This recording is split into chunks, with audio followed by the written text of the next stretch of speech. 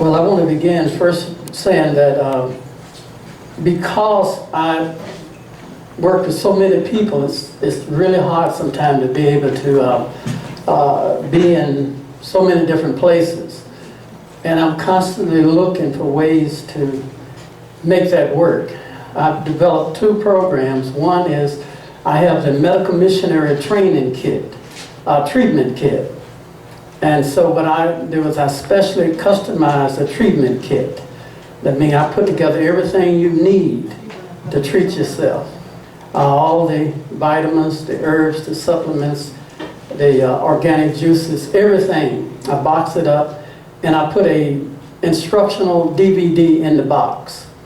And it teach you about the products and show you how to use them.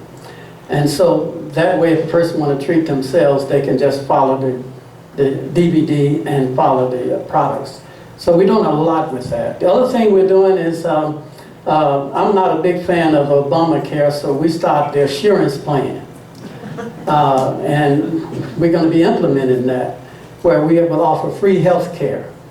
You'll be getting more about that next time, we hear through Donna now. But we are really pushing ahead with our free health care for all the brothers and sisters that want to get free health care that's, don't want to go to the allopathic system, but would rather trust God program. I really think the church needs to be more actively involved in taking care of the people because they support the church should help them. And there need to be funds set aside to address some of those problems. So I'll talk more about that maybe some other time, or I can send some information to you. You can read about the whole assurance plan. I'm very excited about it because a lot of people we had to turn away. I mean, even in my facility, I average 25, 30, sometimes 40 people a day. It's difficult for them to come. I mean, you're looking at, to come to my facility for 2 weeks, be probably over $3,000. Not a lot of people have that kind of money. I know I don't. If I got sick, I can't afford to take care of myself. So, but through this plan, I think we can really help a lot of people. This evening I'm going to be looking at, yes, you are constipated. Now you're probably saying, how I know that? I think after this program, we all want to testify, we probably got some bowel problems. And the only way you can know is you have to know what is a regular bowel movement. And because doctors tell you that whatever is normal for you is normal. That may be one a week. And I work with people who have one every 2 or 3 weeks. And they say, that's okay, as long as you ain't having no problems. Having the problems, we'll give you drugs to stop that. They don't ever address the problem. So, but if you eat 2 to 3 times a day, you should have 2 to 3 bowel movements a day. As simple as that. And I'm going to show you through this program how we can come to that conclusion of what is a normal bowel movement. First of all, God gave us vegetables, and He gave it to us for a particular need, to re-nourish ourselves and revitalize ourselves. You cannot eat enough raw vegetables to restore a depleted system. You can't do it. Eating raw vegetables will work if your body's already in balance. But if your body is out of balance, it's going to take tons of vegetables to really bring you back to the proper balance. So this is where juicing comes in. Learning how to juice. And because juice, you can consume a lot of nourishment without overeating. And so we need to juice different foods. We juice anything from broccoli to carrots to everything you can imagine. And juicing can be quite wholesome in the process. I will say that if you are going to depend on juicing to help someone that is real sick, you have to have the right type of juice machine. This type that you're seeing right here is not the best juice machine. This is a centrifuge juice machine. In other words, you put it down and spin it on out. Centrifuge is not that good. You really need a juice machine that will grind it or press it out. That will not disturb the enzymes of the food. Now, anytime you spin it, you actually disturbing those enzymes. So press it out or grind it out would be better, okay? Because you may be juicing, but you may not really be getting the oxidizing enzymes that you need to be getting out of the food. The human body is over 70% oxygen and water. So it needs plenty of oxygen and water. And I guess that's why God gave us our diet predominantly carbohydrates. Our diet should be carbohydrate. And carbohydrate is a compound word. It simply means oxygen and water. And we are predominantly oxygen and water, so we need to eat predominantly oxygen and water foods.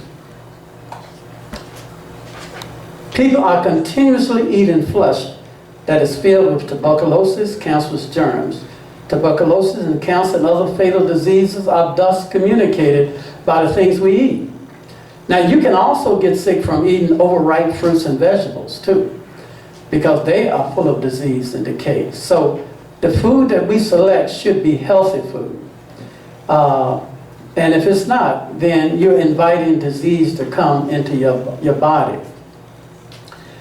Despite the clear relationship with aging, colorectal cancer is not strictly a disease of the middle-aged or older people. Now, I'm going to be talking about colon cancer and many different problems dealing with the liminary canal today.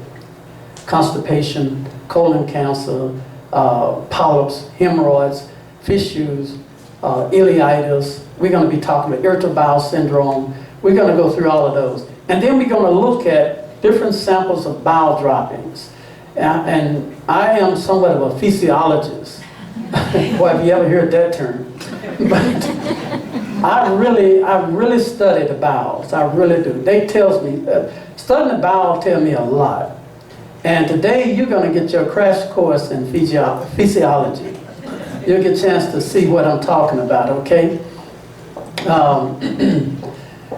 The onset of hereditary lifestyle form or disease occur at a much earlier age, typically around the 3rd decade. The incidence of colorectal cancer,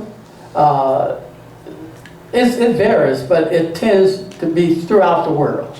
There are some countries that have less problems with bowel-related problems. Other countries have worse. It seems that countries, third world countries, where consume a lot of fiber, a lot of roughage, do a lot of manual exercise, have less problem with colorectal problems. Countries where everything is convenience, eating denatured, devitamized, demineralized foods, tend to have a much higher level of bowel-related problem. The highest rates are found in industrialized countries, such as Europe, North America, in South Asia, and in Africa. These maladies are almost unknown. So in Africa, I know I spent a lot of time in South America, Central America, and a lot of the Latin countries. They don't have a lot of problem with bowel problems because they are more of an outdoor, they mostly do a lot of manual work, eat a lot of plant-based foods, and they have less problems with that. It's here in this country in particular, especially black people, have a really high level of colorectal cancer and bowel-related problems. And I know it for a fact because I work with a lot of my people, and one big problem is choice of diet. The diet is really bad. A lot of people eat based on their ethnic trends. You know, this is the way we ate, this is the way my ancestors eat, and we simply to follow a pattern. And that can be quite dangerous to follow, get in a groove and say, I eat this way because my ancestors ate this way. Like up here, a lot of you may be German, so that may have a big influence on what you eat because that's, you know, your ancestors ate that way. It may not be a healthy trend. It really is not, especially if you're preparing for the kingdom. You cannot get caught up in ethnic trenches. Like, I eat a certain way because I'm black. That's dangerous. You better eat a certain way because you're a child of God. That's safer. And that's with every race. Base your diet on your relationship with God. Is God pleased with me eating this way? I think that's a much safer way to do it. Else you will have problems.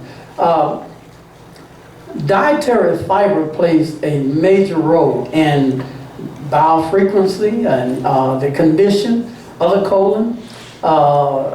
And if for some reason you do not get enough fiber, you will have some big problems with colorectal cancer and many other problems. Sitting on the toilet for long periods of time, straining during bowel movements, and chronic constipation. Okay, I'll start this over again so we can get that turned up.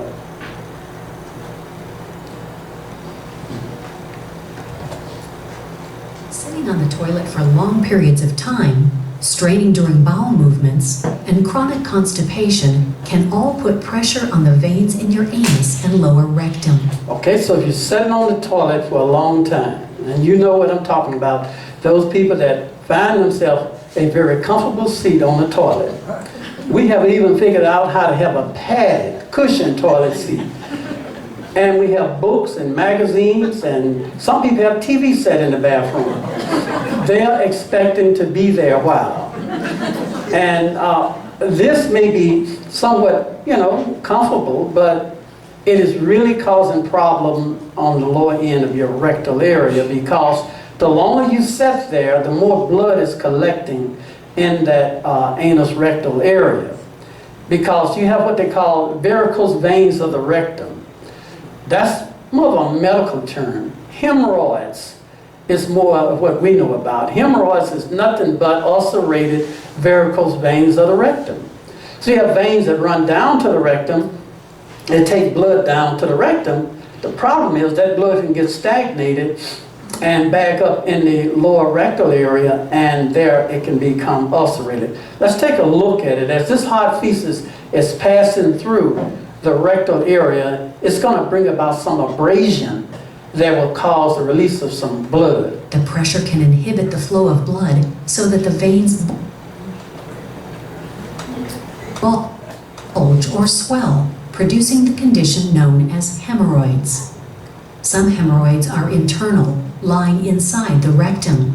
You can't see or feel them, and since the area lacks pain receptors, they usually don't cause discomfort. Other hemorrhoids, known as external hemorrhoids, develop under the skin around the anus. Pooling blood can form a lump or clot. Straining also sometimes pushes an internal hemorrhoid through the anal opening. These hemorrhoids often itch or bleed, sometimes with severe pain and swelling. Okay, so if you notice that when you use the bathroom, you're noticing some bright red blood, that could either be from fissures or hemorrhoids. And that may be from straining, not eating enough fiber, or roughish, not drinking enough water, not getting exercise. So now you can use preparation H, you can use a lot of things, but until you address what caused the problem, you will continue to have problems. Now, since I'm here, and you'll see, we'll go over this again tomorrow, if you do have hemorrhoids, then take a lemon, cut it in half, lay on your stomach, spread the cheeks, and squeeze the lemon down between the cheeks of your rectum. All right? I see some of your looks on your face, wow, that's going to burn. But let me tell you something. If you got the kind of hemorrhoids I'm talking about, you're already burning and itching. The lemon juice will not burn at all. The lemon juice is an astringent. In other words, when you lick it, it causes your mouth to tighten up, right? It's astringent. If the hemorrhoids are sticking out like that, when you put the lemons on, it causes it to draw back up. It's an astringent. It takes away the burning and the itching. Works fantastic. You can take a white potato, make a French fry, stick it in there, do the same thing. Works beautiful. Cut a piece of aloe vera, squeeze a little aloe vera gel right down on the rectum. Very soothing. Take a piece of cabbage, beat it, lay it up against the rectal area. pull the inflammation right out. So there are things you can do once you create the problem, but the problem is from not having enough fiber in your body. Now, what is your bowel movement? What your bowel movement is telling you about your health? When you look at this bowel dropping right here, it's really speaking loud. First of all, look at the size and the shape of it. It should not look like that. This is a really heavy mucus forming stool. Now I know most people don't see a stool like that. Most of them are small, but this is a really heavy mucus forming stool. It has a lot of food particles in it. You can see some of the colors, some of the red and brown and greens. That's some of the food that have not broken down properly. This stool will have a tendency to produce a lot of gas, take away appetite, take away energy. You don't want a stool like that. You're going to look at more that will tell you a lot more. This subject I'm talking about is typically not what you want to talk about at the dinner table. And that's why Dana said, let's do it after lunch. But most people are actually somewhat obsessed with knowing about it. And I found this out. A lot of people want to know about bowel problem because every one of us probably got some problem. And so, since we can identify with it, listen what God had to say in Mark, the 7th chapter, the 15th verse. And you may not never have really considered what he said here. He said, there's nothing from without a man that enter into him can defile him. But the things which come out of him, those are they that defile man. Do that make sense? Let's think about it. Whatever you eat, it goes into the body, you enjoy it. And you say, well, hey, that didn't hurt me, right? But now whatever comes out, if it come out corruption, with corruption and putrefaction, because it went through some chemical changes in the body, it has brought about high blood pressure, diabetes, cancer, a whole bunch of stuff. The food in itself was good. Eating swine. Once you eat it, it's good. But what reaction do it have in your body? It produces high blood pressure. It produces hardening of the arteries. It produces a lot of things. So it's what's the end results of what you're eating is what defile a person. Not what you put in, but what's the end results of it is. So just remember, it may not hurt you at the moment, but when it finally manifests itself, that's what will cause you the problem. A lot of times you have pain, you have lower abdominal pain. And it could be appendicitis. At the appendix is a regulator. In other words, it regulates peristaltic action. So when your feces come in from the small intestine, it comes in from the ileocecal valve and drops on the head of the appendix and the secrum. It sets on the head, like if this is the appendix, it sets up on the head of the appendix. And that irritates the appendix because it don't want the feces sitting on top of its head. So it will secrete a fluid, an offensive fluid out that stimulate peristaltics. And the peristaltics start doing that. And as the peristaltics do that, it moves the feces up the colon. And then once it goes up to the colon, the upper part of the colon says, I don't want it. It sends it right back to the appendix. The appendix says, well, I don't want it either. It sends it right back up again. And this up and down process is a churning process. It's pulling out a lot of the bile salts and the water, making the feces more compact. So then one strong peristaltic sends it up the ascending colon, cross the transversal colon, more peristaltic sends it down the descending colon, then through the rectum and anus. But if that feces just set on the appendix, irritates the appendix become inflamed, then you got appendicitis. And that's a lot of your pain could be associated with that. So what are some of the irregular bowel movements, what the irregular bowel movements are telling you? Most of us, when we have a bowel movement, we sit, and we got it all figured out. You know, we really become quite skilled at this. We sit, we got the roll of paper in a line up perfect. It's lined up right there where you can get it with a little motion.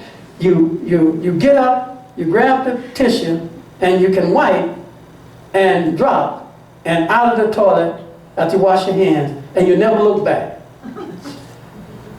Now I just ask you, I challenge you to stop a moment and pause and take a look at what just came out of you. Because what's in the basin is a reflection of what's going on inside of you. And I know you don't want to know that, but it's time to stop hiding our head in the sand. And if we can become familiar with what we're letting out, that's what's defiling us, then we'll know that we need to make some changes in what we eat and what we drink. We need to keep ourselves good and rehydrated. Because if we don't rehydrate ourselves, our feces become quite stagnated. The daily attention can tell you whether you are eating fiber or having health problems, like cancer or inflammatory bowel disease, a group of conditions such as colitis or Crohn's disease. These are conditions that cause inflammation to develop in the colon, especially Crohn's. Crohn's is a condition that develops from an inflammation of the intestinal villi in the small intestines. You have intestinal villi like little fingers sticking out all through your small intestines, and they're sucking out the nourishment of the food. It's extracting all the nourishment out the food that you eat. It sucks it out and it takes it through the portal veins and takes it to the liver, and the liver processes it. And the liver is a chemical laboratory of the human body, and it sends these nutrients out to the body. When you have Crohn's disease, these intestinal villi develop an inflammation and they cease to function properly. So you really do not or cannot extract the nutrients properly. And you've got major problems. Sometimes the doctors come in and take out a portion of most of your small intestines. So you need to look for changes. Look for color, look for the smell, look for the texture. All of these will tell you something about what's happening to you or what's happening to the person. Now take a look at this stool right here. This is a healthy bowel movement. First of all, it's fibrous. It's floating because it has a lot of roughage and fiber in it. And as the water is agitated, it breaks up. That means it do not have a lot of fiber, do not have a lot of mucus in it. Mucus glue everything together. You don't want a stool that's glued together. You want it to be fibrous, so when you flush, it tears to pieces. And that lets you know it's low in mucus, and that is a healthy thing to look at. The smell is real important, because if the smell is so offensive that you have to use a lot of fragrance, then that smell is permeating inside of your body and filtering out through your bloodstream, and it too can cause blood pressure. It can cause a lot of changes in your body, especially women that develop fibrocystic breasts, any type of female related problem. It's very sensitive to bagged up feces in the system.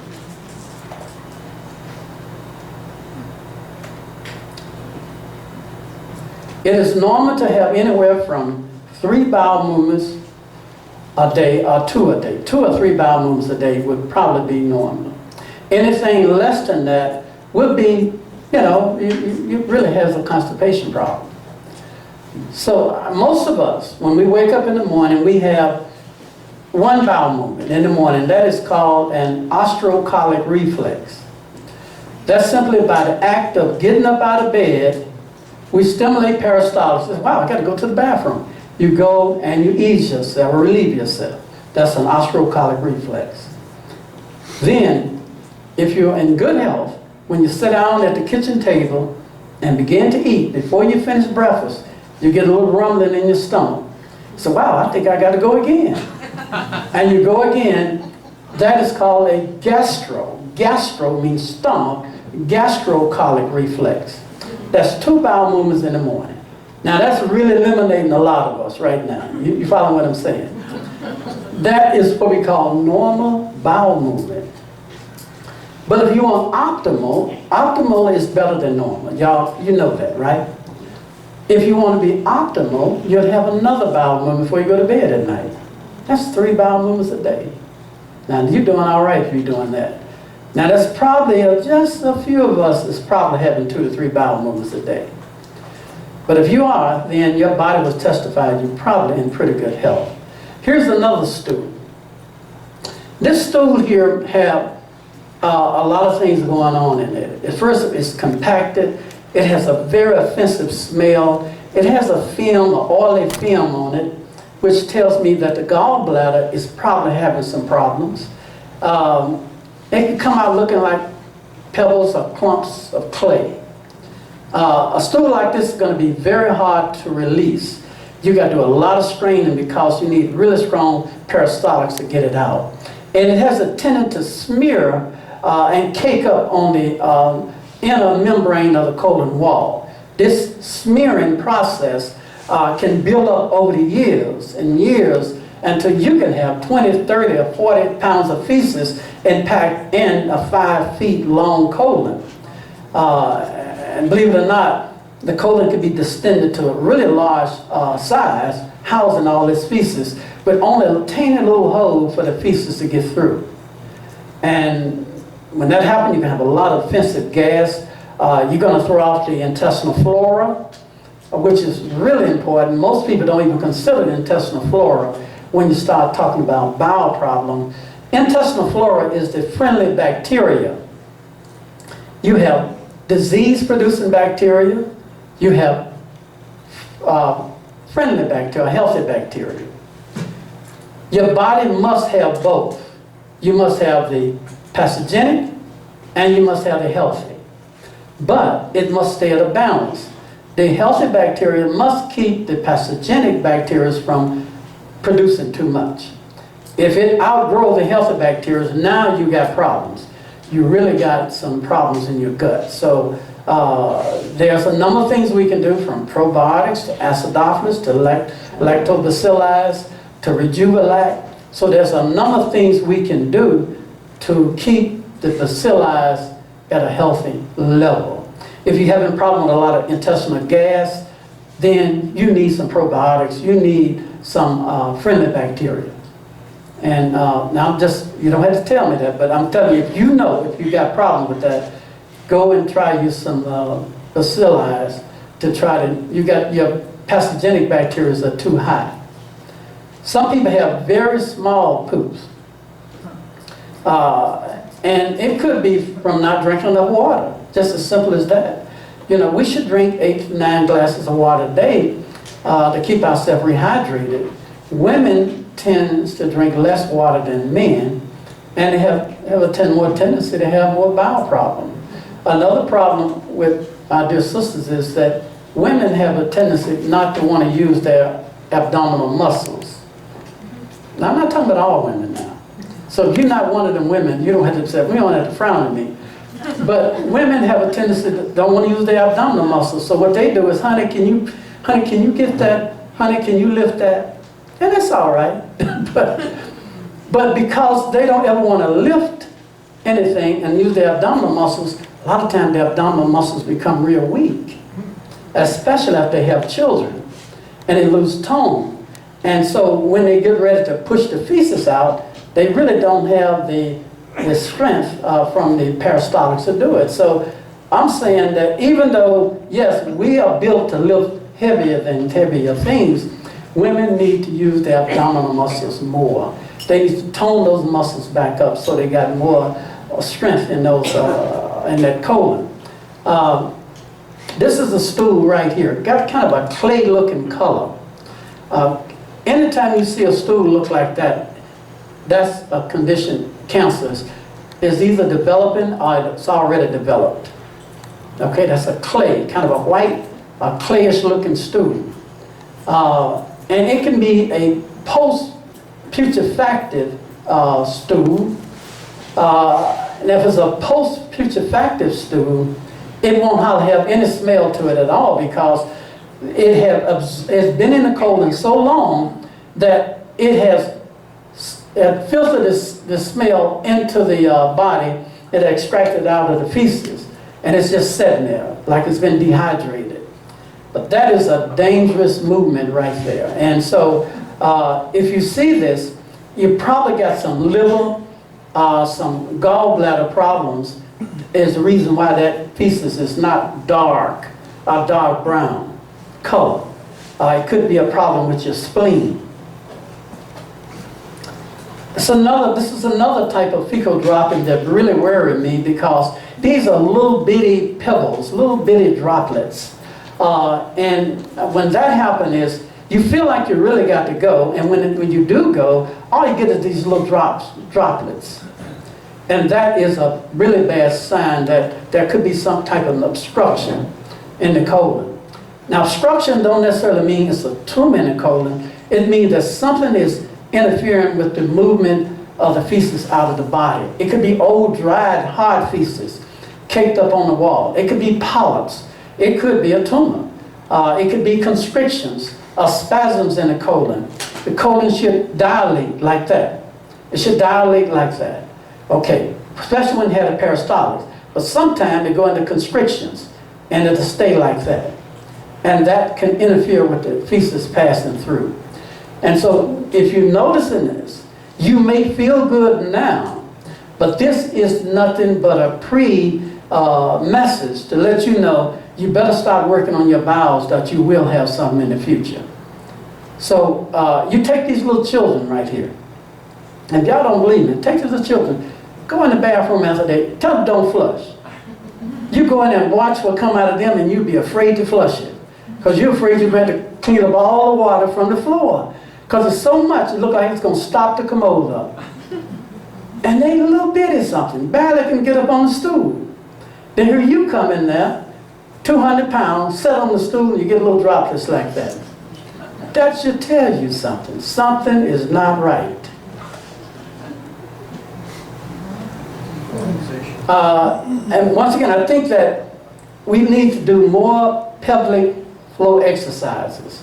That means we need to exercise these abdominal muscles, tighten them up, tone them up, so that when we do have peristaltics, the muscular action can help in the contraction of those gut to help push it on out. But if you don't use this abdominal muscles, then you're going to have problems. You really are. And not only women, but men also have problems with it. Their gut's just too flabby, too lazy. And it's just going to take working with it to get those guts back in the right consistency. Now, some of the mechanical things you can do to help with bowel movements is okay, this is Lauren Nelson with NaturalIndigestionRelief.com, and I'm going to demonstrate how to massage through the colon for constipation or acute constipation to get as immediate relief or relief within 15-20 minutes. So the key thing to remember with this is slow and easy.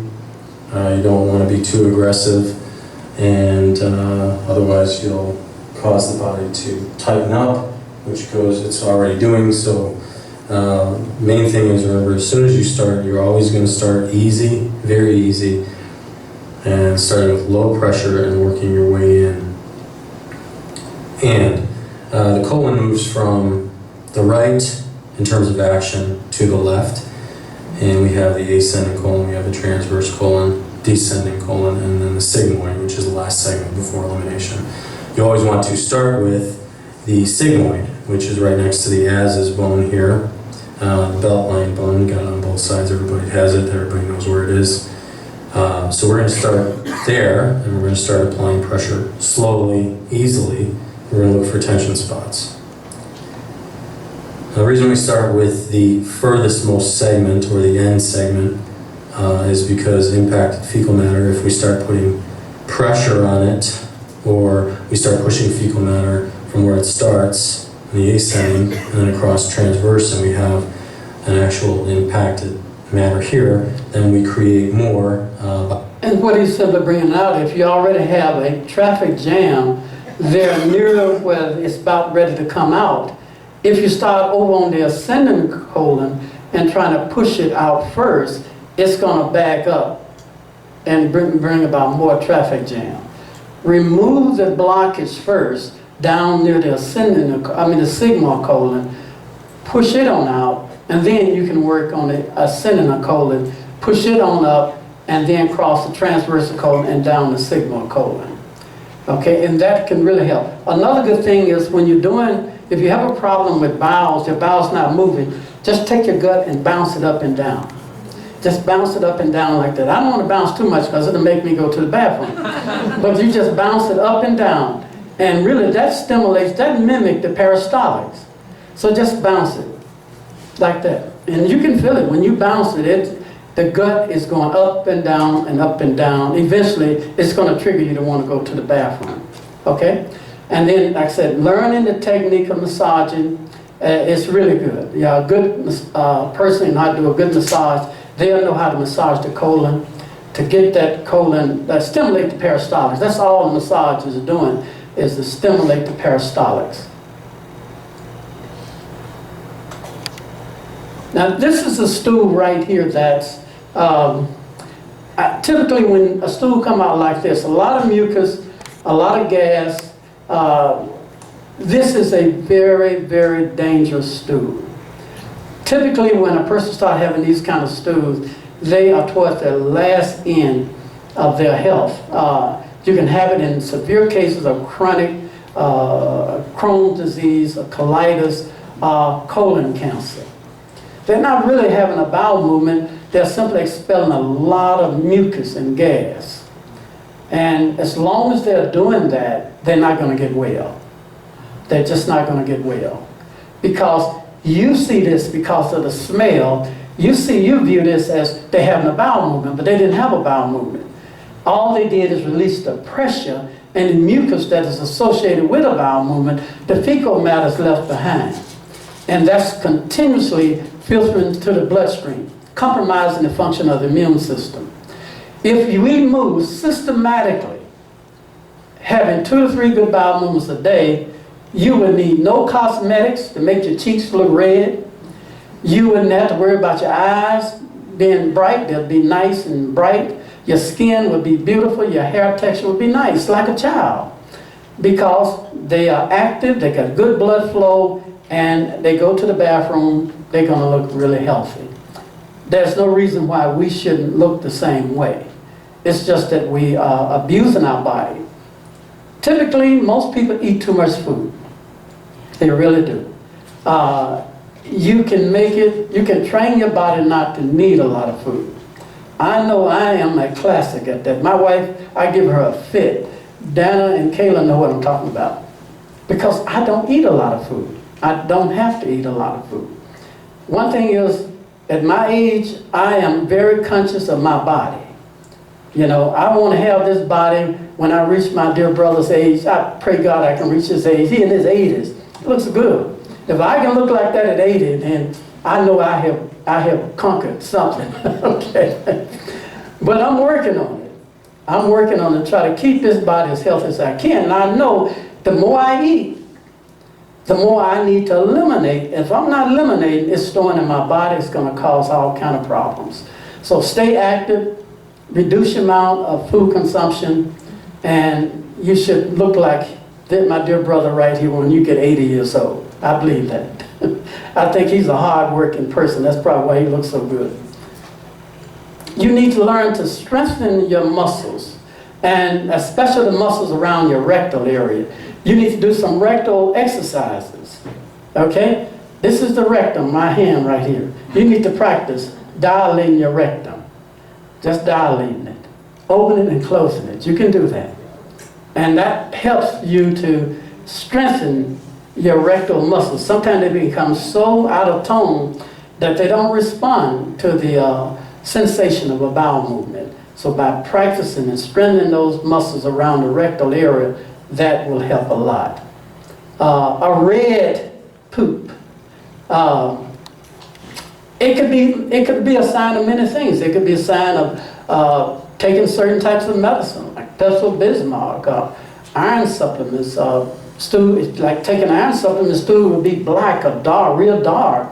Red stew could be from eating beets or eating some tomato sauce, or it could be blood in the stew. Typically, a red blood smeared on the feces is a sign of hemorrhoids or rectal bleeding somewhere. If the stool come out black, that's bleeding high up in the liminary canal. Could be a gastric ulcer or some type of bleeding in the small intestine. It come out really dark or black.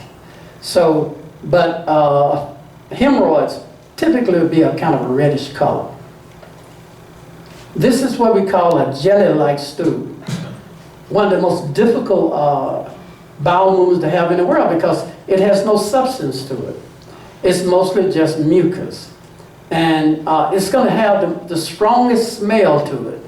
And it is probably one of the most dangerous stews you can have. That's a jelly type stew. Loose and diarrhea. You talk to some people and they say, well, I said, how many bowel movements do you have a day? Well, I have 6 bowel movements a day. When I hear that, the red flags go up. 5, 6 bowel movements a day. I said, well, now wait a minute. Can you tell me how it looks? Well, you know, it don't have much texture to it. They having diarrhea. A diarrhea is not a bowel movement. You can have 10 diarrhea stews and it's not a bowel movement. All it's doing is relieving the liquid that is with the stool, is casting off the liquid, leaving the sediments behind. And that's not good. So a diarrhea stool is not good. Another reason why people have frequent bowel movements is they never eliminate the full content of their bowels. They eliminate, a few hours later they got to go back and then back and back because they're not really having a full bowel movement. They're leaving a little behind, and later on that's going to trigger them to want to go. So that's not good either. That means you need to eliminate the full content, and then you won't have that problem. Now, if you don't believe me, next time give yourself a 1-quart enema and clean out real good and watch. In the next 2 or 3 days, you may not have a bowel movement. How many have experienced that? That's true. Because you clean out the lower bowels. Once you clean out the lower bowels, then it's nothing in the lower bowels for you to eliminate until it builds up again. And so that's what I'm simply saying. If you're having these regular bowel movements and some is coming out but not the full content, you're actually chronically constipated. And that could be associated with eating a lot of sweets and soda pops and a lot of other things that you should not be putting into the body. This is another clay type loose stew right here. It's another type one that has a very offensive smell, is a good acid test for cancer. A very good acid test for some type of cancer or liver problem when you have one like that right there. That's not a healthy stew. So if you have a stew like that, you really need to seek out some help. If it hurt to go, then it simply means you're straining too much at the toilet. And that can cause some muscle aching and pain, inflammation to develop in the hemorrhoids around the rectal area. It can bring about tearing of the rectal muscles. So straining is not good. So a bowel movement should not be painful. It shouldn't experience a lot of discomfort. It should simply flow right out without a whole lot of stress at all. If you got to sit there and grunt and twist and turn, and it ain't right, okay? It's just not right. And it's on you to make it right before you have problems. Now take a look at this stool right here. These are real bowel droppings, by the way. This is a very light colored stew. Now I don't have to be a doctor to know this person is in serious trouble. This person got some serious liver and gallbladder problem. Could have cancer of the gallbladder, or cancer of the liver, or cancer of the spleen. Could have pancreatic cancer. typically a pancreatic cancer would definitely look like that. So when I see that, I already know pretty much what the problem is. First of all, I don't feel good. I don't have an appetite. I don't want to eat. I don't have no energy. The reason he do not have appetite, he don't want to eat, he's tired all the time, because his body is overworked. Day and night, his body's living off the substance of the filth from his colon. He's living off of that. It's being reabsorbed back into his blood, into circulation. He's going to have real foul breath and a lot of things going on. So keep in mind, if you see a stool like that, seek help quick, because it's only a matter of time. It's another one right here. A liver, major pancreatic problems. Probably cancer of the pancreas here. But see the color. It should not look like that. It should have more of a brown, dark brownish color to it. A greenish yellow stool. That will tell you something also. And when you see a stool, a greenish stool, that's a problem where the person is producing bile and there's some major problems with the gallbladder while the bile is not turning dark. It's good. He could possibly have some hyperactivity going on in the liver or the bile liver, the gallbladder area, where he's producing all this bile, and the bile is not there long enough to turn to a dark color. And so that's that greenish color. It could come from food too. It depends on some of the things you eat could turn your stool green. But typically if you have a regular green stool, that's a problem with the gallbladder. Now all this green color that you see right here, when you're working with a cancer patient, that green fecal matter, bile, B-I-L-E, it can upchuck back up into the stomach. Now once it upchucks back in the stomach, it's going to make you nauseated. It's going to make you weak. It's going to kill your appetite. You're not going to want to eat.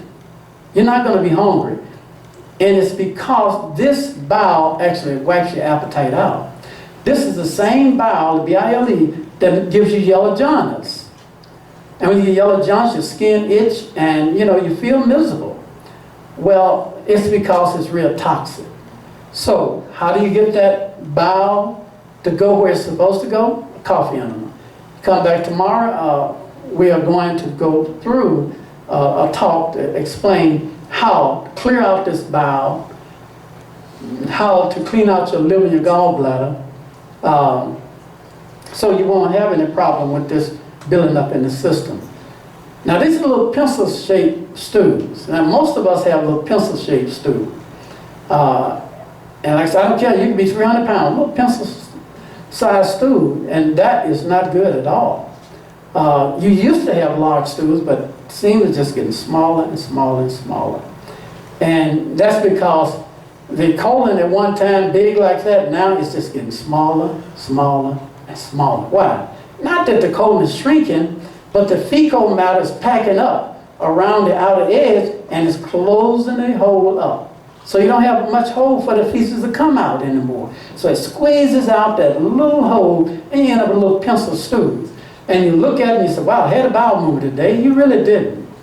You really did not have one, because most of it was left behind. This is another one here, a very constipating, highly mucus-forming stool. Most of these stools are from people that eat a lot of starchy foods. A lot of starch, a lot of potatoes, a lot of rice, a lot of bread.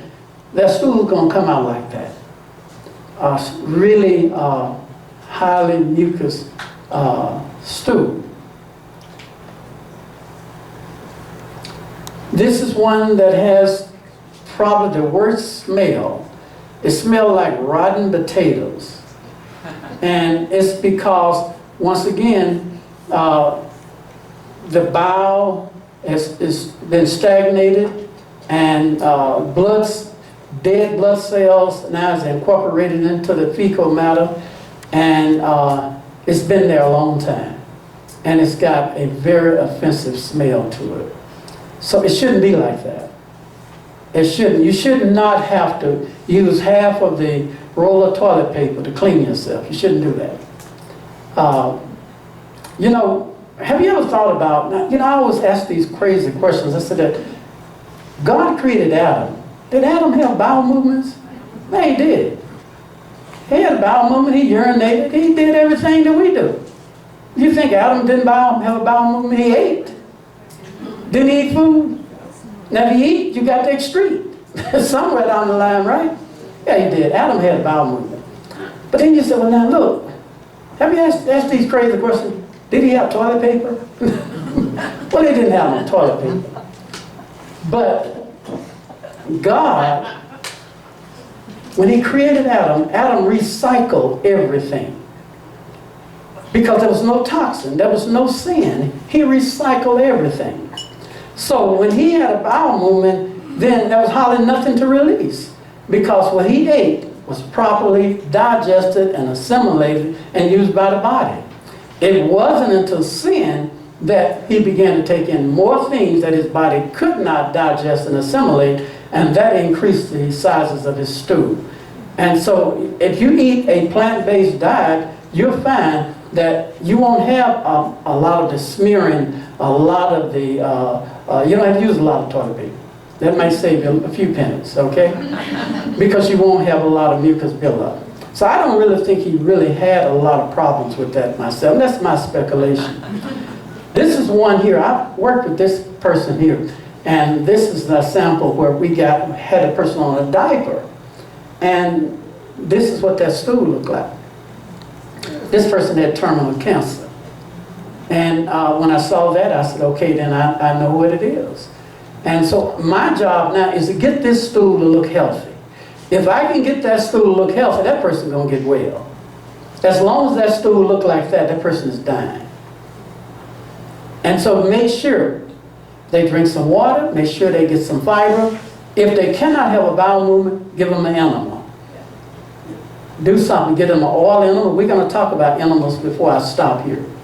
But you must eliminate that waste out of the system if you ever try to regain the system. And that's kind of a rope twisted type bowel movement that comes out because, once again, celiac disease and all other type of disease of the colon. We're going to take a look now at the peristaltics of the colon and how peristaltics work. Now, these are the peristaltic waves that I was talking about. Now, your body is in a constant motion, moving and twisting and sending this food through the colon, pushing it on through, all the way through, out of the body, through the rectal area. Here you can see those peristaltics just pushing it right through. If you're not having these systematic peristaltics, then you're going to be chronically constipated. Now, how do you know? You ever hear this sound? Those are peristaltics, okay?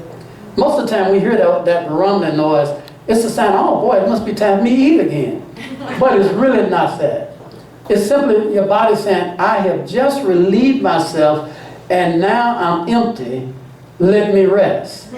But most of us is not used to that empty feeling. So the minute we have that empty feeling, we fill back up again. And we force the colon to work some more.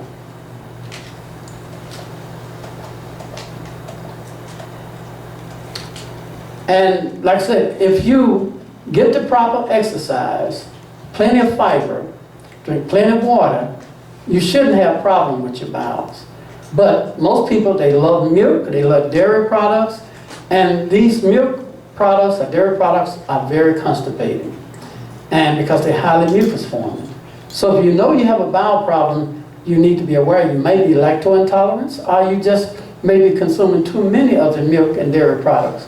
Cut back on them. You might have irritable bowel condition. That's where you're having frequent bowel movements. It could go from 5, 6, 7, 8 bowel movements, and then go to constipation. From frequent bowel movements to constipation. That's irritable bowel syndrome, and principally come from not consuming enough fiber and roughage in the diet.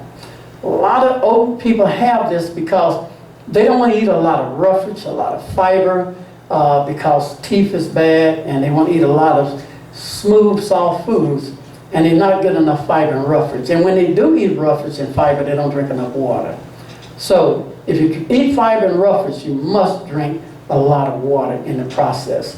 Some women suffer from constipation because when they get pregnant, and that's because the baby has a tendency to shift things around, and that can cause some constipation. Some people have noticed that they have a more severe case of constipation as they age, and sometimes the metabolism slows down. A thyroid problem can slow the metabolism down, and that can slow the whole system down, including the digestional tract. So you want to make sure you keep your metabolism up, and so that your whole body will respond to eliminating the waste out the system. A lot of times as you age, your thyroid gets sluggish, you end up with hypothyroid.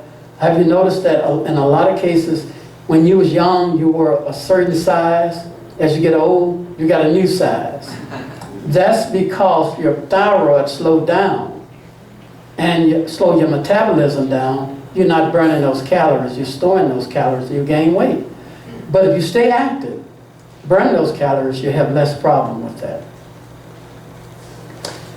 A big one I have problems with is changing routines, such as when you're traveling. You know, your body gets used to a certain routine. You get up in the morning, you go to your little personalized toilet, and you're comfortable with that. Then you go somewhere else, and you got to get used to that. And it can throw your whole body off. Changing different time zones can throw your body off. So these are just a number of things that can cause it. Overuse of laxatives can definitely become habit forming.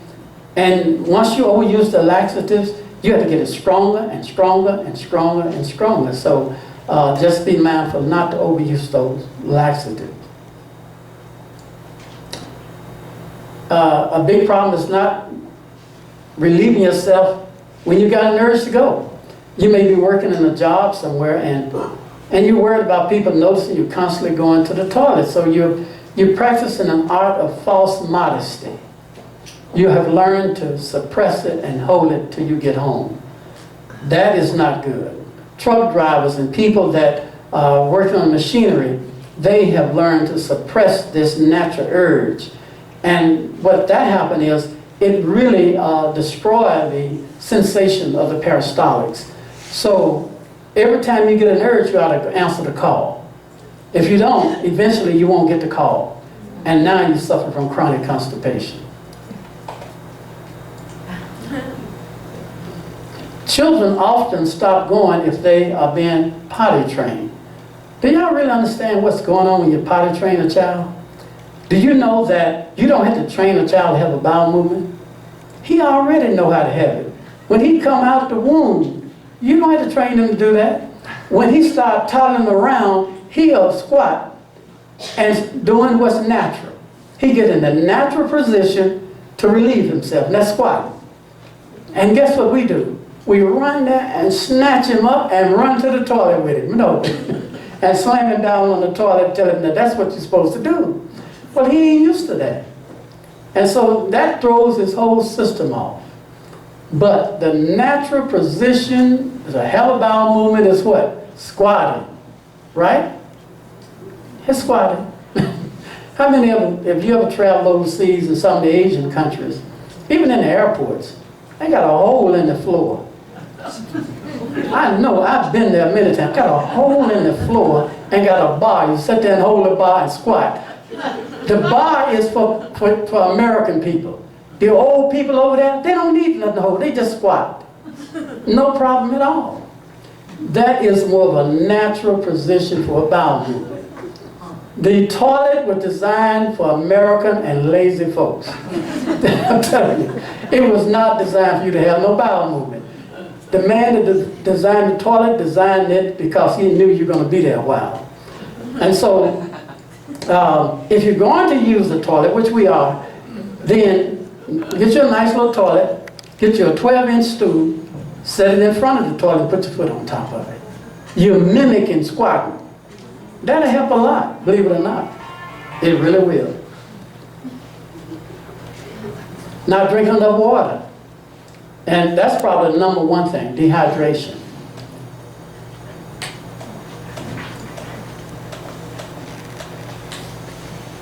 We need these whole grain, whole cereals, means a lot. This roughage and fiber means a lot. We need to reduce or eliminate our animal products. It'd be good if we could eliminate them. If not, then reduce the animal products because they have no fiber or roughage in it. And that would help a lot. Fat, we just don't really need the fat. Let's eliminate the fat because the fat is a problem. Not only with constipation, but with cholesterol and triglycerides. So eating unripe fruits, you don't need that. Make sure the fruit are healthy and ripe properly. Beans can be a wonderful source of fiber and roughage. Keep in mind if you're having a lot of problem with gas and bloatedness, and a lot of you eat beans and boy, it just blow you up. I'll tell you one trick, and I'm sure the sisters know how to cook, know how to do it. If you're having a problem with gas, sprout the beans first. All right? Soak those beans, pre-sprout them. The minute it produces a little sprout, then cook them. And you won't have no gas. You eliminate the gas because that little sprout convert the bean to a pre-digested protein in the form of amino acid. It is no longer in the dead state, but now you've made a live food out of it. That's by pre-sprouting it. All sprout food is live food. And we subsist better on live food than we do dead food. I don't know how much you understand that, but it is very important that you understand that we need to consume more live food than dead food. Most infants who are breastfed will have a bowel movement 8 to 12 times a day, meaning they'll usually poop after each feeding. And this usually happens until they're about 4 to 6 weeks old. And then after that, breastfed babies, you may notice that the number of bowel movements they're having spaces out a little bit, especially between 3 and 4 months, because as babies start to grow rapidly, their little bodies use every single drop that they're eating to help them grow. Formula-fed babies are a little bit different. They typically have about 1 bowel movement a day. And you had a question about whether or not your little baby's constipated. And in order to know for sure, there's a few signs you can look at, because some parents think their kids are constipated because they're not going as often as they think they should, but they're not really. So I'm going to give you some guidelines given by the American Academy of Pediatrics to go by. If your baby's excessively fussy, spitting up more than usual, having dramatically fewer bowel movements than before, or has stools that are unusually hard or bloody, or strains for more than 10 minutes without success, and there's a chance your baby could be constipated. After the first month of life, if you still think that your baby's constipated, you can try giving your baby apple or pear juice. And you can give 1 ounce per day for every month of life your baby is up to 4 months. For example, if your baby was 3 months old, you give your baby 3 ounces a day. Then you can also try giving Caro syrup, and 1 to 2 teaspoons a day until your baby becomes more regular may help. If these simple home remedies aren't working, then I recommend contacting your baby's pediatrician, and they can give you further guidance and recommendations based on your baby's symptoms. Okay, and she's brought us some good information here. Now, if a baby is constipated and only having 1 bowel movement a day or every other day, it's a good possibility, and in breastfed, it's a good possibility the mother is constipated. And so the baby's living off the substance of the mother. And so what the mother have to do is to fix her constipation problem while she's nursing the baby, and the baby will benefit from that. So if she take care of her bowel problem, whatever she takes, it's going to affect the baby's bowels, good or bad, all right? And so now, if her milk is of poor quality, it's going to affect the baby's bowels. So that's important to know. The only way we can determine what is healthy and what is not healthy is simply, we have to determine it from a baby. A healthy child will have 3 or more bowel movements a day. Infant is going to do that. And their stool do not smell strong. Have you ever noticed a child that's breastfed that have 2 or 3 bowel movements a day and it don't smell bad at all? That's because that child's digestive system is working properly. And so, if it's not, that child droppings can be as foul as an old person. And that's because the mother either feeding him some things that she should not feed him, or it's an unhealthy milk for the child.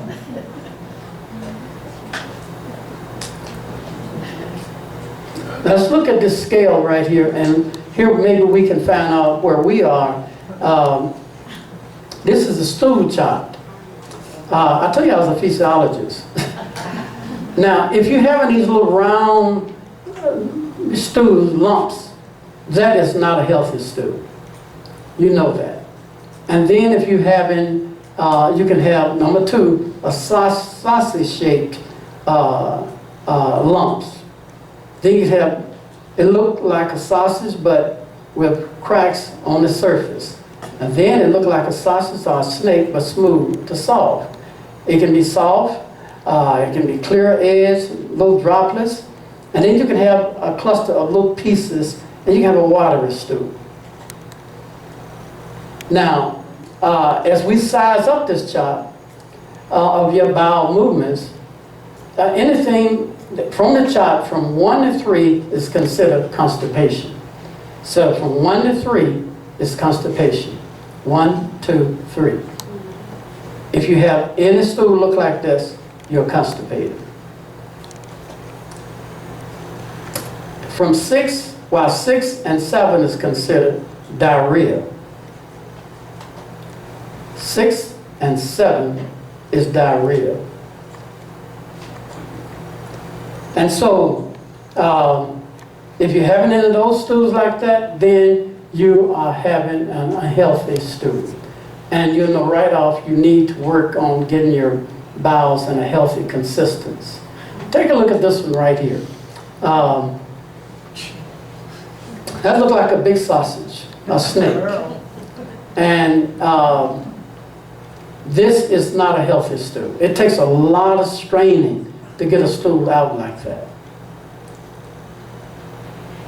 Once again, take a few moments, observe what's come out of you, and now you know, after you look at it, you have an idea what you need to work on to improve the quality of your stool. This is a really large stool, and we need to work on improving it, adding more fiber, reducing the mucus in it by adding more roughage and fiber to it.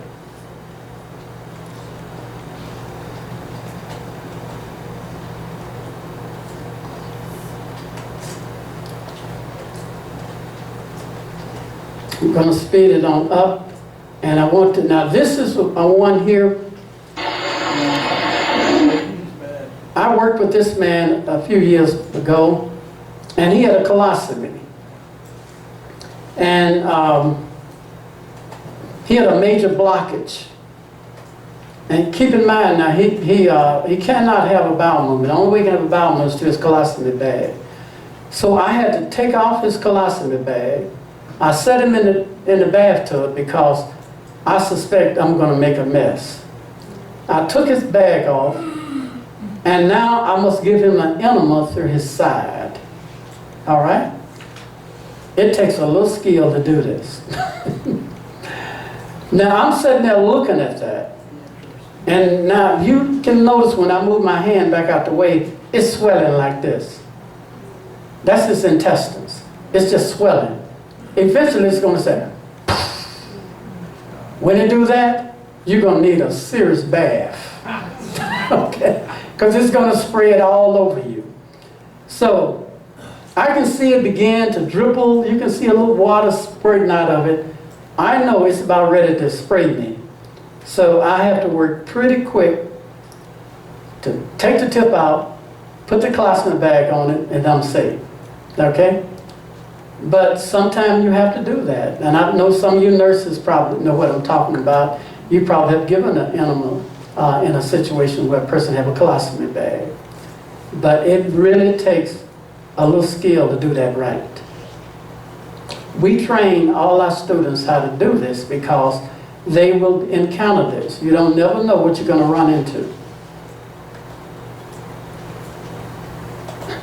This is one right here. Pull that stuff out. And then, is that her? I'm up in this young man's rectum. He's a 23-year-old Muslim boy.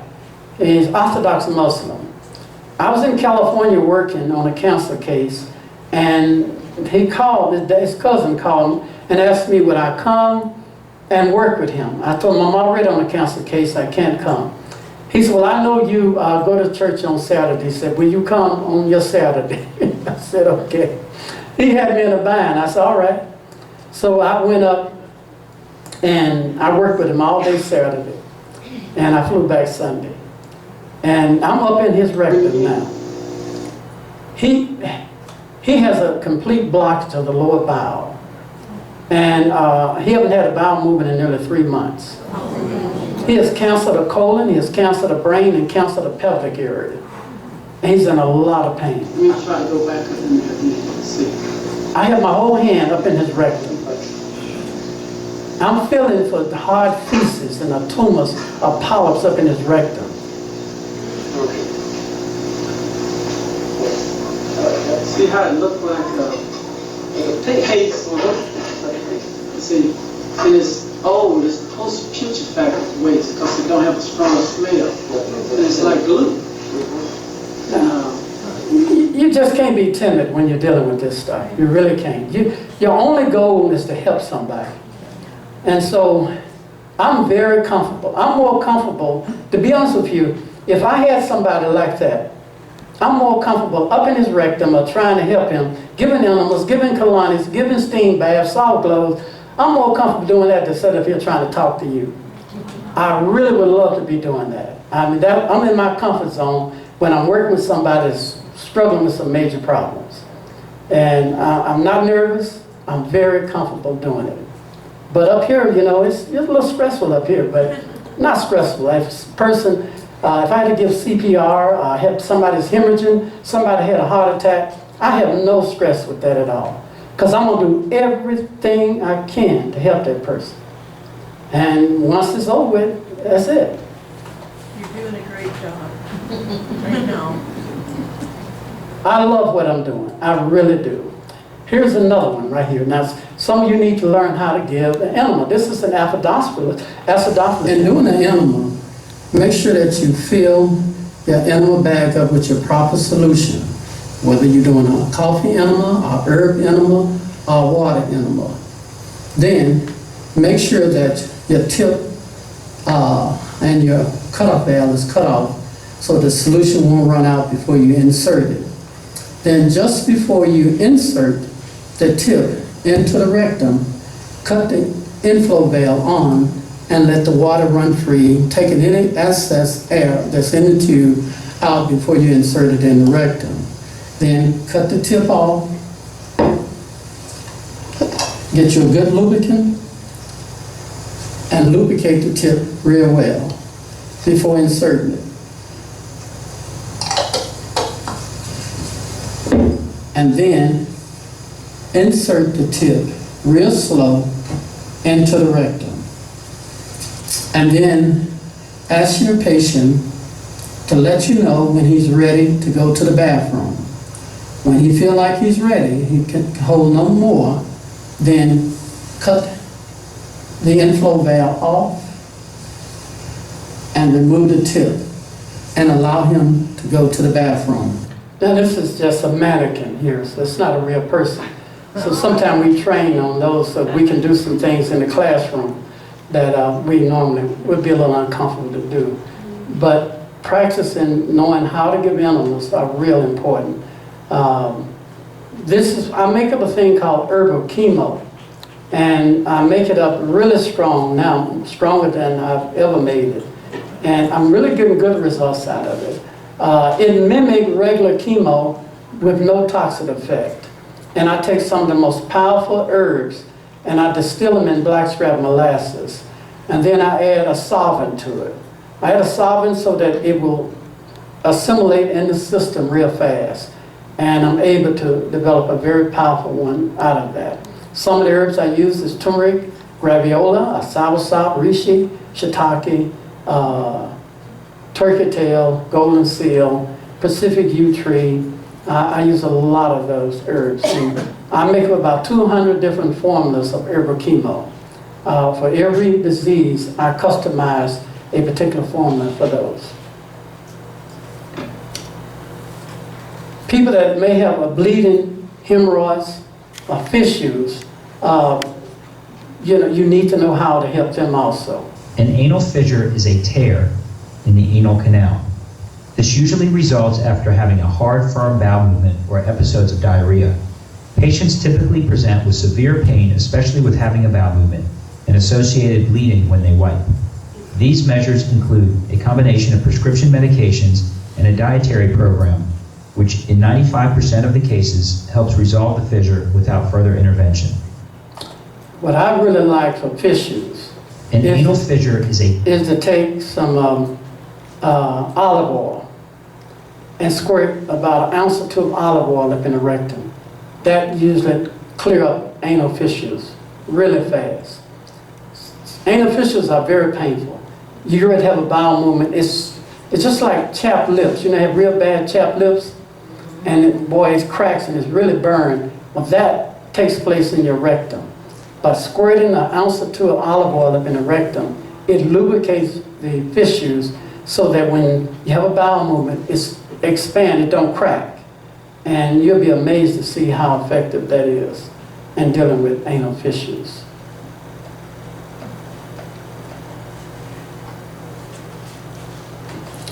Also, anytime we work with a case, and I advise you, if you're experiencing any condition where a person is real sick, you want to put them on a liver flush.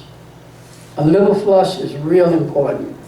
And that's where you would take olive oil and lemon juice.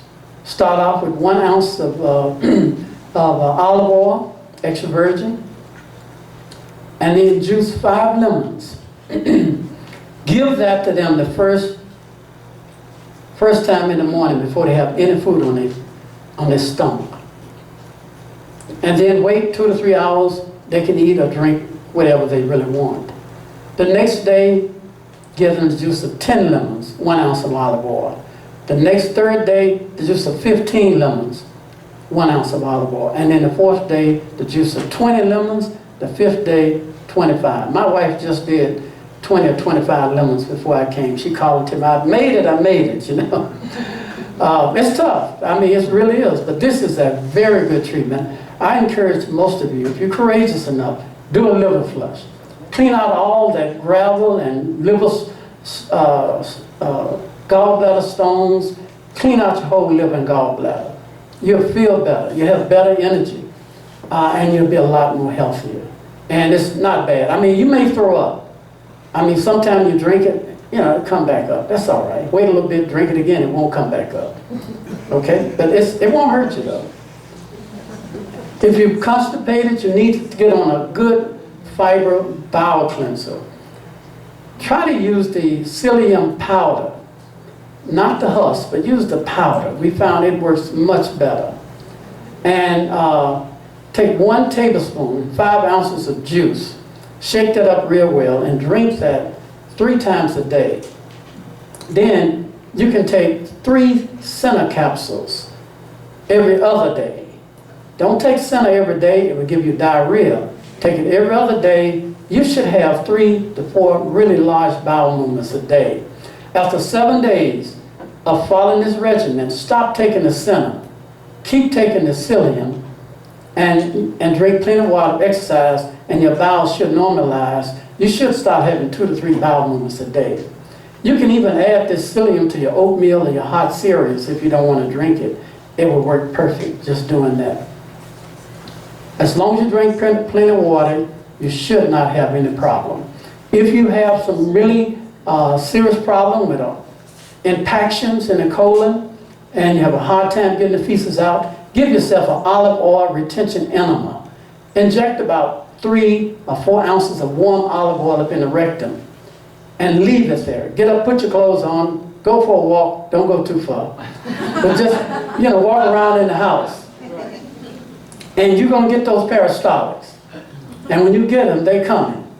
And you go to the bathroom, it'll come right out. And so it's a really good treatment for people that have impactions in the colon.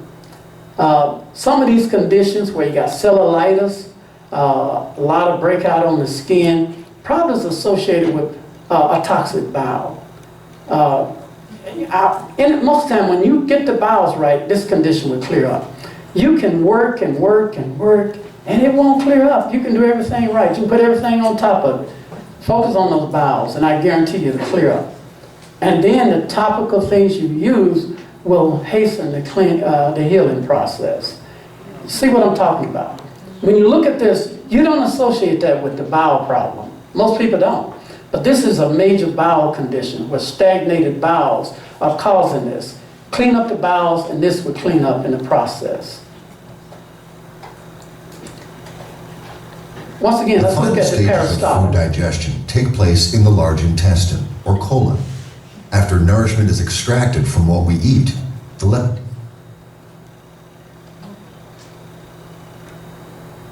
leftover waste material mixed with water flows from the small intestine into the colon.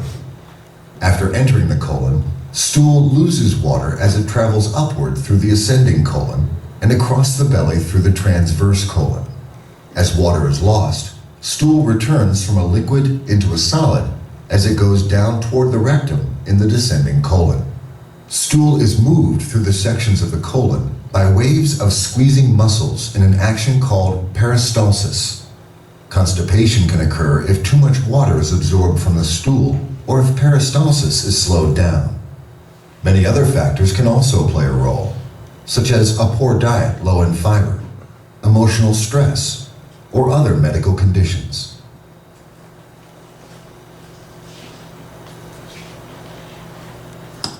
In Job, the 20th chapter, said, surely he shall not find quietness in his belly. He shall not save that which he desires. So if you got some commotion, inflammation, disturbance in your gut, no matter how hard you would like to keep it, many times it's going to come up. You're going to throw it up or get it out.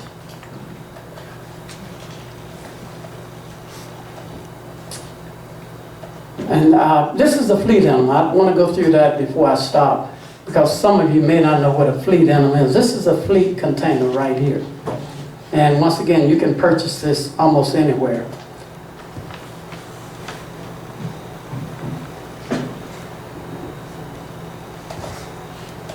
Today we are going to demonstrate how to give a fleet animal.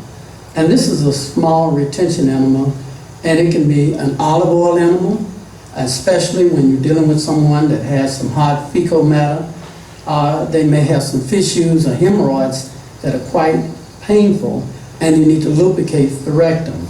Or you may be simply doing a retention coffee animal or herb animal, or any solution you choose. First of all, buy you a little simple fleet animal. It can be anywhere from 2 inches to 4 inches. Remove the cap and lubricate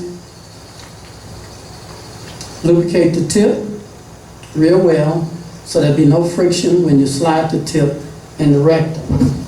Then insert it into the rectum real slow. Okay, so that's real simple. And now you can do the same thing with high blood pressure. If you have high blood pressure, remember, you just take 1 bulb of garlic, chop it up, put it in the blender, fill the blender up with water, then fill up one of these little fleet containers. Lubricate the tip, insert it in the rectum, and it will definitely take your blood pressure down. Now this will keep you from having a stroke. This will not cure you of high blood pressure.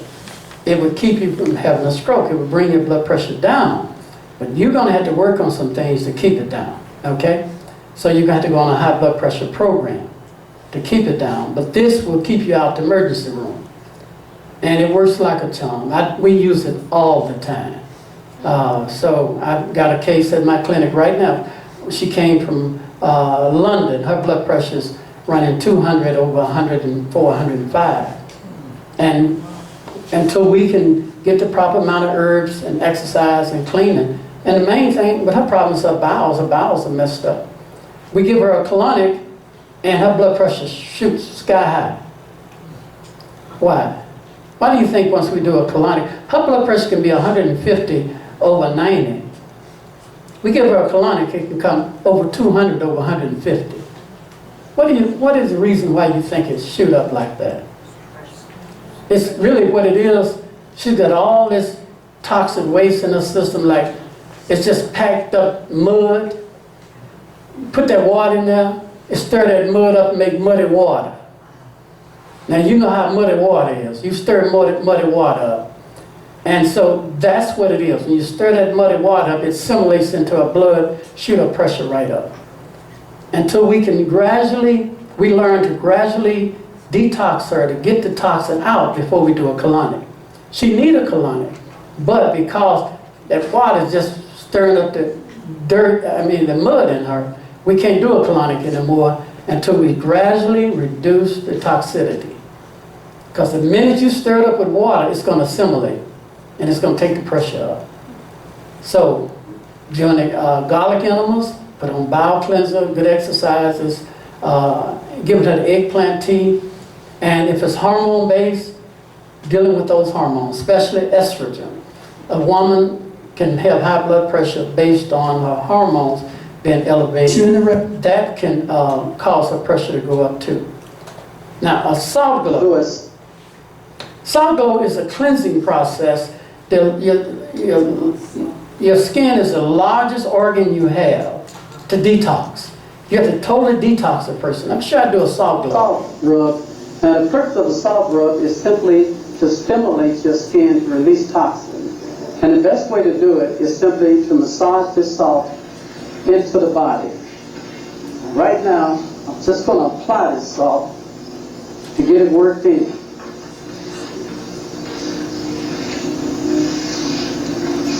And I'm pushing it up. At the same time, I'm driving this salt into the pores, and I'm removing the old dead skin.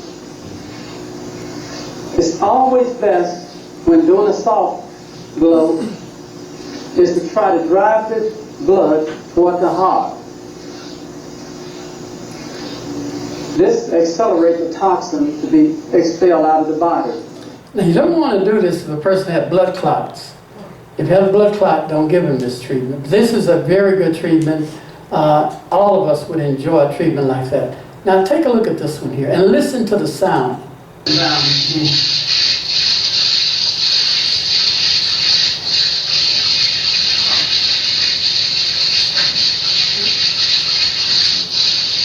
Now you really get a good workout with this one. Because I feel it myself. But it's really invigorating him. I'm taking all that dead skin off his body. His skin is breathing. All that dead skin is real going back in his body, and it's putting more toxin in the system. The less toxins we have in the system, the healthier he's going to be. When I finish with his skin going to be soft as a baby's skin. What do you have the salt mixed? Epsom salt. Just get you a box of Epsom salt and wet it like snow and massage that into the skin. You want a beautiful complexion? Oh boy, I tell you, out of all the things I do, this is number one. I can give you a Hollywood facial. I really can. I can make your skin so beautiful and soft that your husband love to rub on it. By simply doing a soft massage on the face, doing a lemon rub, wash it off with cold water, put a clay mask on it. When take that clay mask off, I wash it off with cold water, put warm olive oil vapor barrier on it, and boy, I tell you, your skin is beautiful. It really is. And that's all you need to do. If you want a lovely complexion, you don't need no makeup, you don't need no cosmetics. It's all natural. Also, a steam bath. I'm getting ready to stop here in a cold minute. water, and we set it aside. These treatments that you're seeing now, they're easy to do. You can do them at home. This is a steam treatment. Just think if you would do the enema, you did the salt glow, you did a fever bath. I mean, if you don't see the fever bath, you do the steam bath. And then give them the herbs, you could go a long ways in helping somebody sick. We patted the seat real well with a very thick cloth. And we made sure we patted the back of the seat to protect Gene from any additional heat that's been generated from the electric skillet, electric eye underneath the chair. Now I have a steamer up under the chair. He's sitting on in the chair. And I have a steamer, it's kicking out a lot of steam. And I wrap him up and I'm sweating him like in a sauna. And it's a very good treatment. And hopefully we'll get a chance to demonstrate some of this here, how to do these simple treatments, because these are the things you need to do when somebody get a common cold or somebody have a serious problem. You can do it in the comfort of your home. This is a fever bath.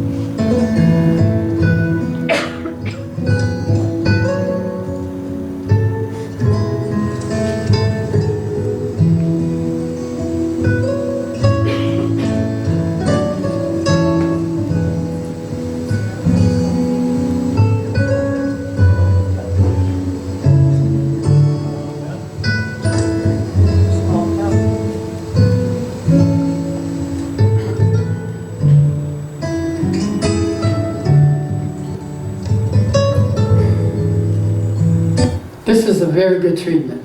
Probably the #1 treatment for the immune system. If you're working with a cancer patient, if they're strong enough, only if they're strong enough, this is the treatment to give them. This treatment will do more than anything else to boost their immune system, relax their body. It's a hot fever bath is what we call it. To me, it is greater than any chemotherapy that ever offered. It would be my #1.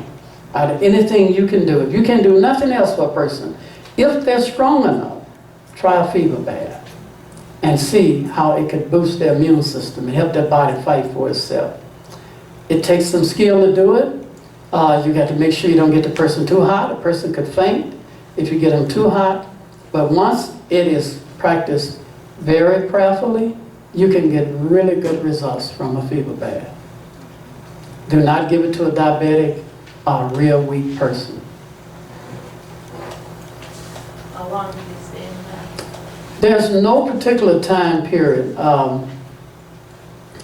because everyone is different, and it's best not to put a time period on it. It really is. So I usually let a person tell me, I ask them, are you dizzy, you lightheaded, or you feel weak, and they say yes. Then I cool them down and I try to get them out of the tub. So everyone is so different that you really don't have a particular time period. This is one here. This is really bad bowel movement. This is where you get a lot of bubbles and a lot of gas bubbles. And when a person in this condition, start preparing them for the life to come. I mean, don't take no chances. One of the greatest part of ministry is to prepare a person for the life to come. Sometimes we are so anxious for a person to be resurrected, we forget to prepare them for the future life. And that's one of the most difficult aspects of this work.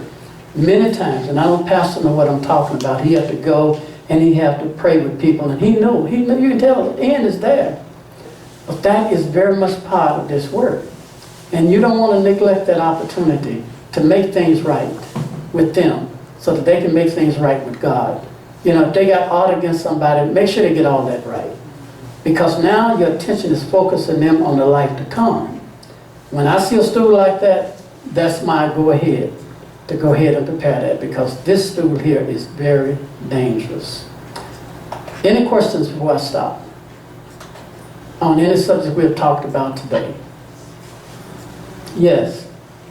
Is drinking coffee good for the liver? No, it's not. But a coffee enema is.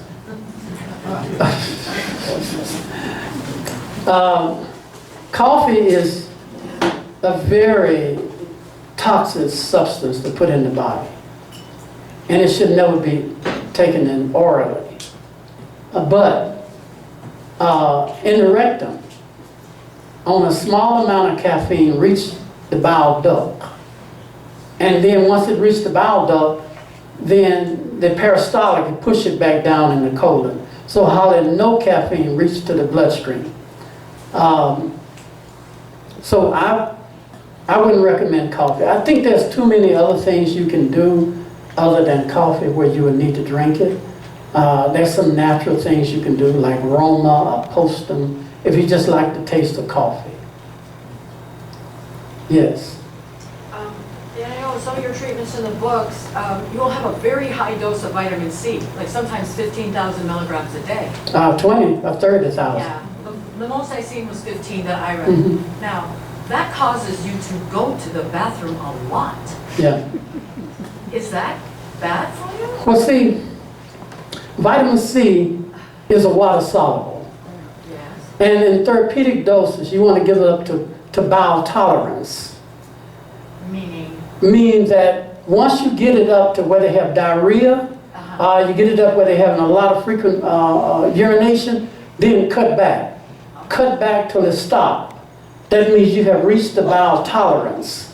Oh, okay. Now, I'm going to tell you something. I work with, right now people are having pneumonia and this flu going around. I work with a lot of cases this winter. People having it. I'm going to tell you how you knock out pneumonia in 24 hours. Take you some vitamin C. Take 5,000 milligrams of, well, take 20 to 25,000 milligrams of vitamin C, mix it in a pint of water, drink that down during the day. The next day, you don't have to worry about it. You're going to knock that pneumonia right out. It will knock it right out because those antioxidants are going to boost your immune system and take it right out.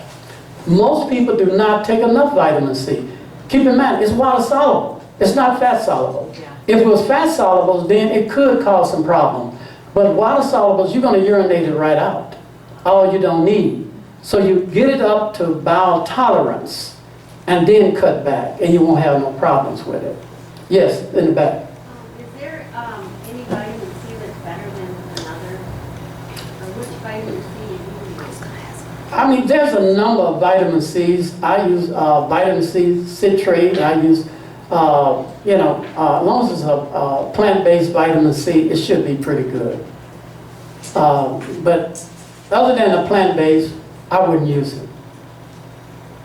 Yes. You spoke about the lemon drink to detox your liver. What do you think about those essential oils? Like there's a lemon one, a lemon oil. Will that work just as well?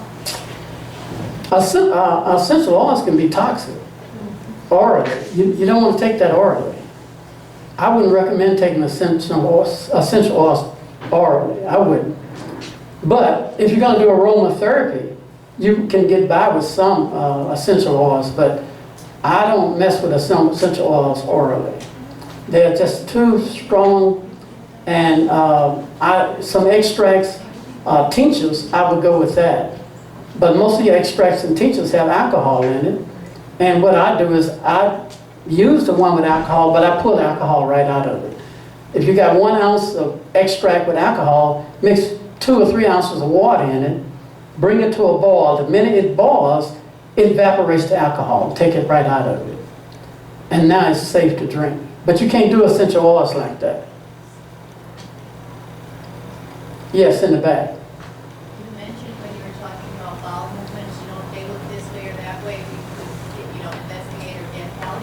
But who do you go to for that kind of thing? Because most doctors do or what? Well, I'm hoping that this multitude in this church, some people in this church going to do this work. And God is raising up a company of people right here in Bismarck. They have committed their life to this work. And I know four of them are here today, and maybe more. They have committed their life to this work. And so you can call on them here. And then we have a network. If it's something they can't deal with, they'll call on us. And at the same time, we're calling on the Lord above. So we got a wonderful network going. So, but because there is a company, a small company, it is our goal here to raise up a company of health reformers here. And out of all the churches, Catholic, Lutheran, Adventist, we all brothers and sisters, and we all in desperate need of help. And so we need it bad. And if we don't make changes in the church, how can we expect them to gain any benefit in the world? So this is the beginning of a movement to bring an awareness of health workers, to work with people, not for no reason, but to help them have a better temple so the Holy Spirit can have a fit place to dwell in.